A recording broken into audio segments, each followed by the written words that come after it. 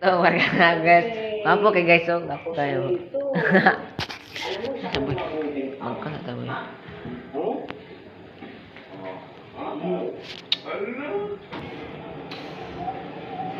Dito, mag-usap tayo.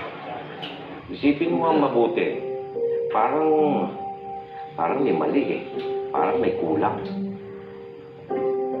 Paano pagkakahiga niya? Nakahiga, parang natutulog lang. Pagdating niya dito, nakahigaan na siya. At walang ibang taong maaaring makalapit sa kanya. Ano kaya siya nadulas? Pagpabagsak ang tao, automatic, itutukod ka agad ang braso. Pero bakit ang bata? Ulo ka agad at tumama. Eh kung dahil sa bigat ng pa.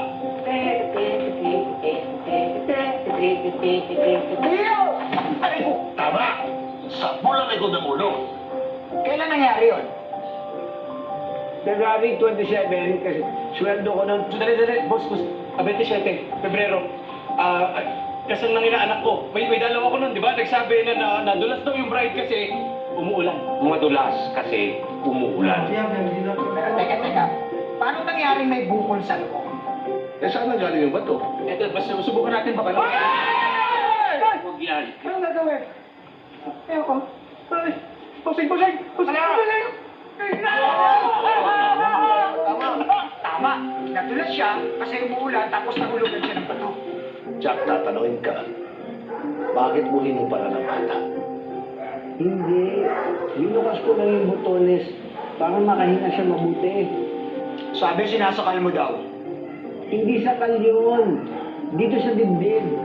Ganyan. Compression? Oo. Ang compression. Sabi, nalikan mo. Hindi. Mouth.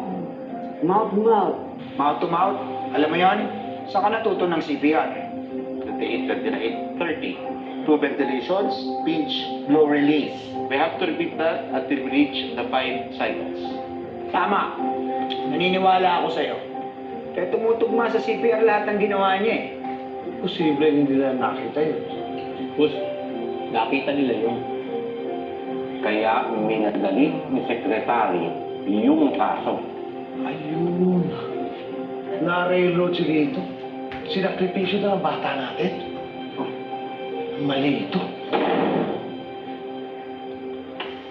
Sir, salamat po sa pagbibigay niyo ng oras, sir.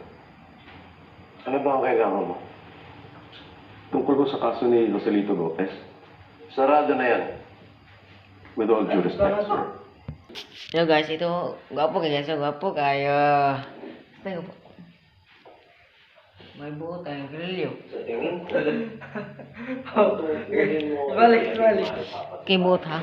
Oh, itu keyboard yung kauban guys kay. Sige mo ng grilyo. Warang pitsite. Tanah sa tagsalida guys.